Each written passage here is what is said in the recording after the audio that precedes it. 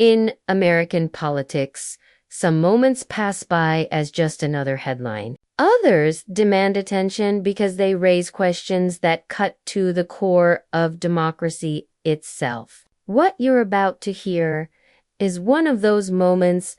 At the center of this controversy is a troubling allegation that a sitting White House Chief of Staff may have been granted access to sensitive investigative files related to Jeffrey Epstein materials that, by longstanding rules, should be strictly off limits to political appointees. These aren't ordinary documents. They potentially include witness information, investigative leads, and even grand jury material records protected to ensure that justice remains independent from political power. Senator Sheldon Whitehouse of Rhode Island is sounding the alarm. And his warning isn't about partisan politics. It's about process, precedent, and power. For decades, administrations of both parties have followed what's known as the DOJ contacts policy, designed to prevent political interference in criminal investigations. That firewall exists for a reason. Once it cracks, public trust collapses. The Trump administration promised full transparency around the Epstein files from day one. Yet deadlines have been missed. Explanations keep changing, and now serious questions are emerging about who had access to what and why. Was this incompetence? Was it interference? Or was it something far more deliberate? This interview pulls back the curtain on those questions. It's not just about Epstein. It's about whether the rule of law is being respected or quietly bent behind closed doors. And as you'll hear, the implications go far beyond one investigation. The conversation, Democratic Senator Sheldon Whitehouse of Rhode Island. Senator, it's great to have you with us. First, your reaction to the administration potentially now blowing past its deadline, not by a day or two, but by a month. Well, as with everything with this MAGA DOJ, it's hard to tell whether it's gangster or whether it's gong show.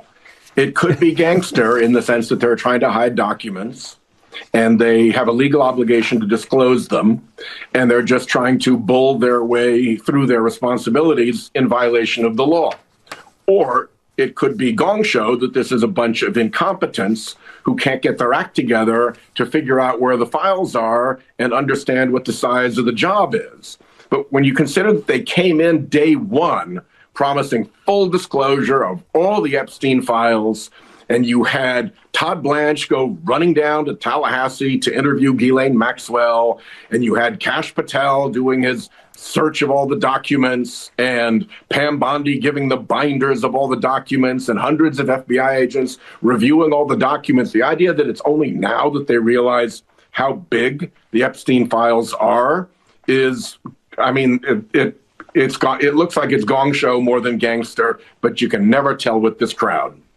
Yeah, so to that point, your House colleagues, Congressman Ro Khanna and Thomas Massie, said they plan to bring inherent contempt proceedings against the Attorney General, Pam Bondi, over the matter. What are your thoughts on that? Is that the right step? Should that be pursued aggressively?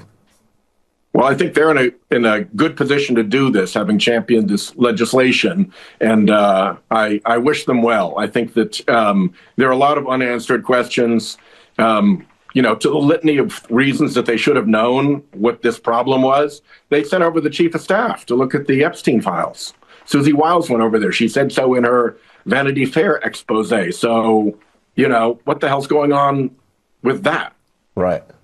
Let me read for you, Senator, another part of the Wall Street Journal reporting. In it, the journal reports that the spa occasionally provided house calls for members. Epstein wasn't a dues-paying member of the club, but Donald Trump told staff to treat him like one, the employees said. Epstein had an account at the spa where his companion, Ghislaine Maxwell, booked appointments on his behalf. My question to you, Senator, is do you believe that Donald Trump has been forthright about his relationship with Jeffrey Epstein? What questions do you have about that relationship going forward? Well, it does not seem like he has, because new shoes continue to drop, month after month as reporting continues into all of this. But it began with Trump and Epstein considering each other their best friends and being basically acting like rich playboys around Palm Beach and New York. And you've got that last minute letter from Jeffrey Epstein saying that, the president, now Donald Trump, has the same penchant that we have, he was writing to somebody else, for nubile young women. And Pam Bondi could not say that the FBI did not have the photograph that the author supposedly saw, that Jeff Epstein showed him, of Trump with what you might call scantily clad, very young girls. So lots left to be dug out. Senator, you mentioned Susie Wiles, the chief of staff at the White House. You and Senator Dick Durbin earlier this week sent a letter to her asking her to explain comments that she made to Vanity Fair when she suggested that she'd seen some of the Epstein files.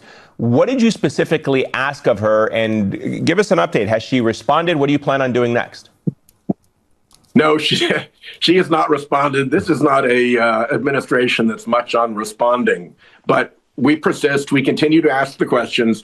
The concern here, among others, is that if you scroll all the way back to Attorney General Janet Reno and Judiciary Chairman Orrin Hatch, there was an agreement that only very few White House staff, with only very few Department of Justice staff, could have a conversation about ongoing cases or investigations.